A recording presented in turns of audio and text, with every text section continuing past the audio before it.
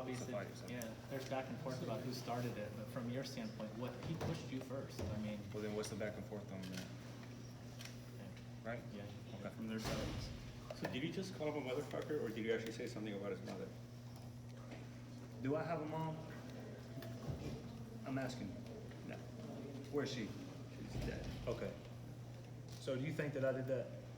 Well, I just Let's wanted- unpackage this for a second. Yeah. Do you think that I did that? Probably not, but Okay. So just wanted I just feel like you guys are kind of asking rhetorical questions, though. You get what I'm saying? Like, well, we who kind of need started to ask it? you to. I mean, And he then- went out there. And You get what I'm said, saying? But yeah. let's ask some real questions, because these so far, you know what I'm saying?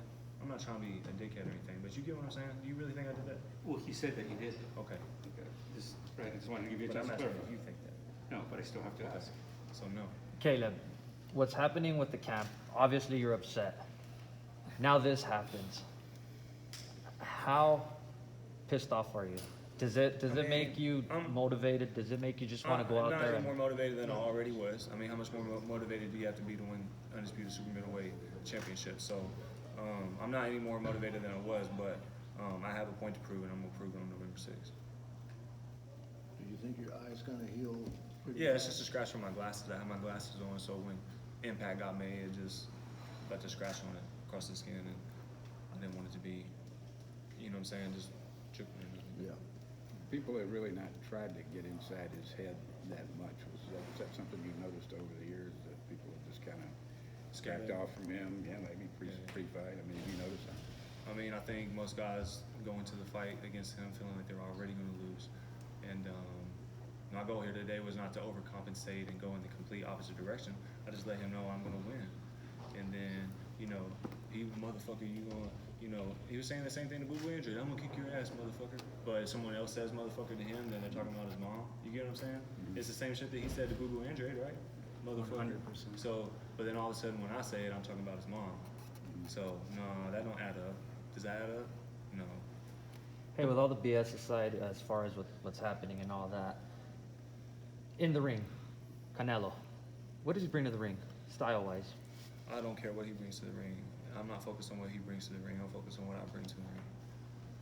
What will you do to be victorious? What will be the difference? The difference, I'm the better fighter.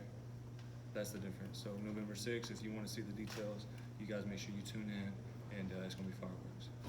It seems like you have an advantage in speed. We've seen guys use movement and stuff to kind of trouble him before. What do you kind of do to make sure that you can kind of, are you guys doing anything different in camp, I guess, to make sure that you can kind of stay sharp in the second half of the fight and kind of not, maybe make the kind of mistake that Saunders did? Nothing no different than any other camp we've done. We're not going to switch up everything we do for somebody. Again, we're focused on what we do and how we do things. So we don't switch everything up just because, we're stepping up. You don't start training like a world champion after you become a world champion. You start training like a world champion to become a world champion. And that's something I've done my whole career from my pro debut till now. And I don't train any harder for bigger fights or smaller fights. I give my craft my best effort every camp, and that's what we're going to do this camp. Do you think he's been a different fighter at 168 than he was lower? In what way? Do you think there's any difference in the way he, conducts himself or takes punches or punches at 168 than before? From what you can tell. Not that.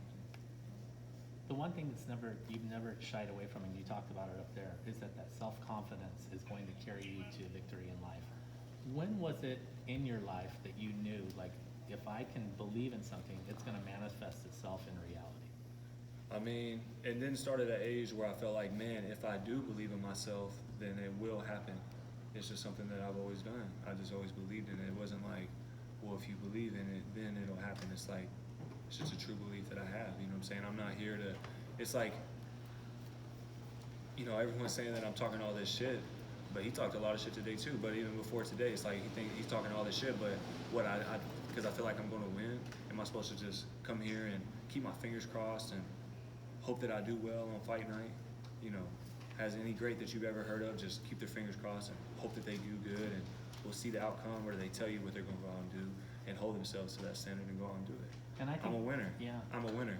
That's why I'm here. My whole life, I've conquered things way bigger than boxing. Things that would chew him up and spit him out.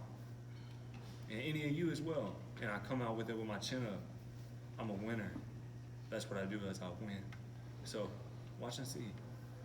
I think the other thing that's in play is that, you know, like you mentioned it, other guys may have shied away from the issue of Oscar Valdez and the Eddie Reynoso jib, but you chose to say what you said.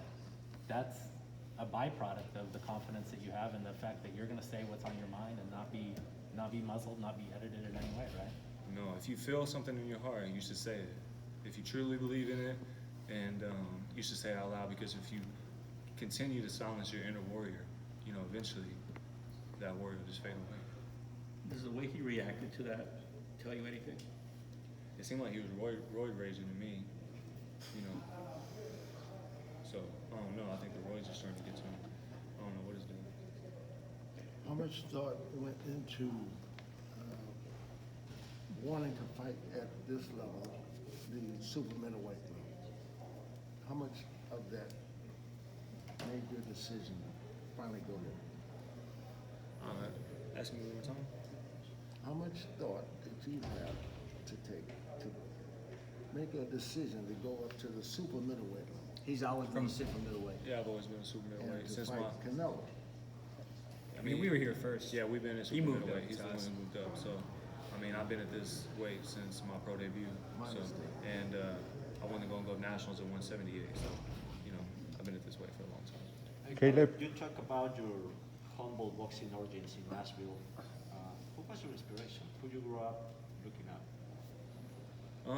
Well, like I said, there wasn't really a boxing community where I'm from, so I didn't get to see that firsthand. It's just what I seen on YouTube, and you know, my dad when I first started, and then later on when we got with Justin. But growing up, you know, people like James Toney and Roy Jones, and you know, even Hector Camacho and Terry Norris and Georgie Benn, and I mean, it goes on and on and on. Sugar Ray Leonard, Marvin Hagler, just people that I really looked up to, and you know, but even when I was at my lowest, at my worst point, I never wanted to be them guys. I just wanted to take certain parts, certain things that they did, and put them into my own. And what was the moment when you really thought that I can make it like a good boxer? What was the moment, the key moment for you in your career? When I first started, Your first fight? when I was 9 years old, I said, this is what I'm going to be. I told you, I never wanted to be an astronaut. I didn't want to be no teacher, no firefighter. I wanted to be a fighter, and that's it.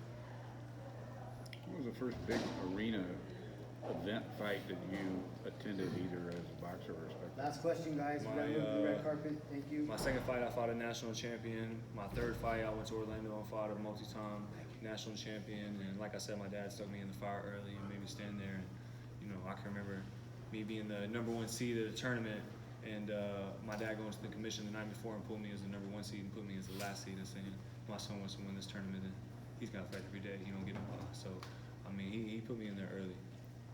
Caleb, boxing's been taking a lot of criticism. What does this fight represent for boxing, man? Boxing's first